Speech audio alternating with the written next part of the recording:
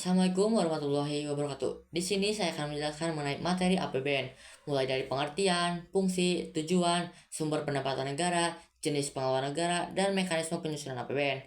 APBN atau Anggaran Pendapatan dan Belanja Negara menurut Undang-Undang Nomor 17 Tahun 2003 tentang Keuangan Negara dijelaskan bahwa APBN adalah rencana keuangan tahunan negara yang disetujui oleh Dewan Perwakilan Rakyat atau DPR.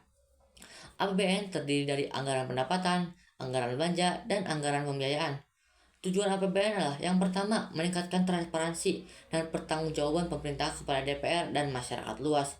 Yang kedua, membantu pemerintah mencapai tujuan fiskal. Yang ketiga adalah memungkinkan pemerintah memenuhi prioritas belanja. Selanjutnya ada sumber pendapatan negara. Yang pertama ada penerimaan pajak.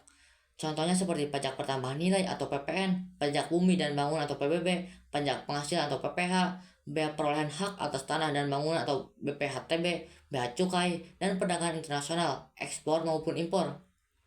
Yang kedua ada penerimaan negara bukan pajak atau PNBP. Contohnya seperti SDA migas, SDA non migas, laba badan layanan umum, dan laba BUMN. Yang ketiga ada hibah. Hibah adalah penerimaan negara yang berasal dari sumbangan swasta dalam negeri maupun sumbangan swasta luar negeri yang berupa uang, barang, jasa, atau surat berharga lainnya. Selanjutnya ada fungsi APBN. Yang pertama ada fungsi alokasi.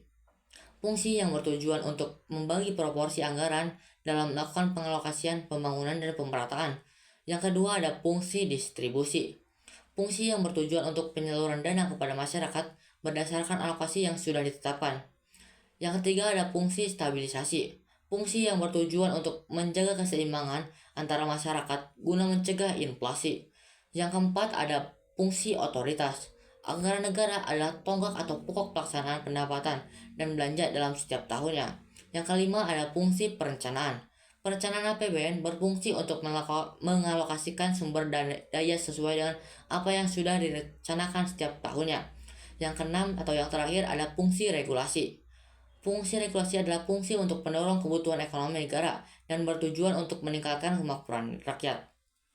Selanjutnya ada jenis pengeluaran negara. Jenis pengeluaran negara ada dua. Yang pertama adalah belanja pemerintah pusat dan yang kedua ada belanja pemerintah daerah. Belanja pemerintah pusat yang pertama itu ada pengeluaran rutin. Pengeluaran untuk kegiatan rutin yang sifatnya permanen atau terus-menerus. Contohnya seperti gaji PNS, belanja barang, subsidi dan cicilan hutang. Yang kedua ada pengeluaran pembangunan. Pengeluaran yang sifatnya tidak rutin setiap tahunnya. Contohnya seperti proyek jalan tol.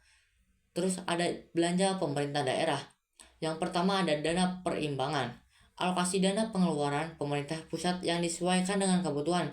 Contohnya seperti dana bagi hasil, dana alokasi umum, dan dana alokasi khusus. Yang kedua ada dana otonomi khusus dan penyeimbangan. Dana yang dialokasikan untuk membiayai pelaksanaan otonomi khusus suatu daerah. Contohnya seperti pengalokasian untuk pembangunan di Provinsi Papua. Selanjutnya ada mekanisme penyusunan APBN. Yang pertama, pemerintah menyusun rencana APBN dalam bentuk nota keuangan melalui rapat dengan departemen dan lembaga teknis. Yang kedua, pengajuan RAPBN oleh pemerintah kepada DPR. Yang ketiga, pembahasan RAPBN oleh DPR dalam sidang bersama Presiden dengan mempertimbangkan masukan dari DPD. Yang keempat, apabila ditolak maka akan menggunakan APBN yang tahun lalu dan apabila APBN tersebut diterima maka akan dijalankan.